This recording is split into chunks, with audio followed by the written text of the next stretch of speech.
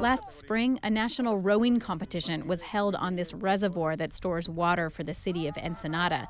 But since then, it's dried up so much that the city had to take its pumping station offline.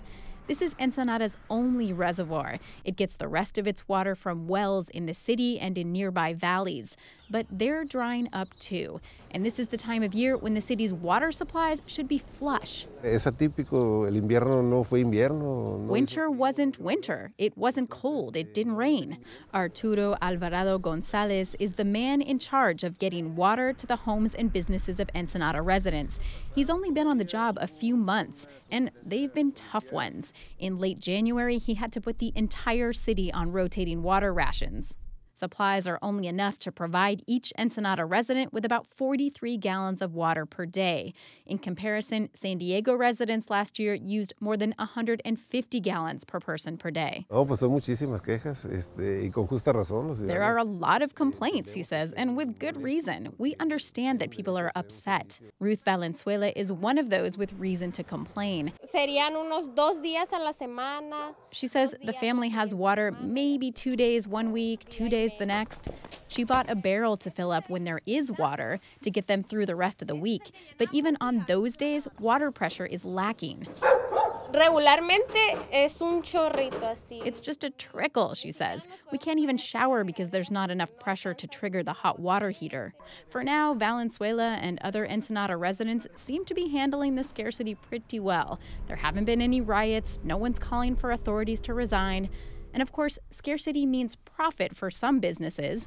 Octavio Estrada manages this hardware store in Ensenada. He says water tanks have been selling briskly this year. Nosotros tenemos que hacer pedidos grandes porque la venta. We have to do big orders, he says, because we sold in just 2 months this year what we used to sell in 2 years. The scary thing is, Ensenada's water problems could get a lot worse as the normally dry, hot summer approaches.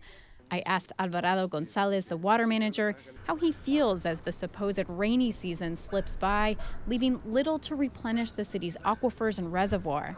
Pues muy preocupado, muy preocupado. Really concerned, he says.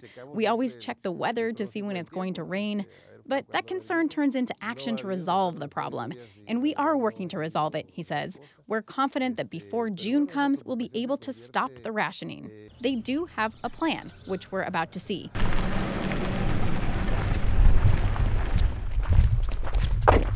So we've come all the way out here to this well, a couple kilometers on a very rough dirt road outside of Ensenada. And this is Ensenada's hope for resolving its water problems in the short term.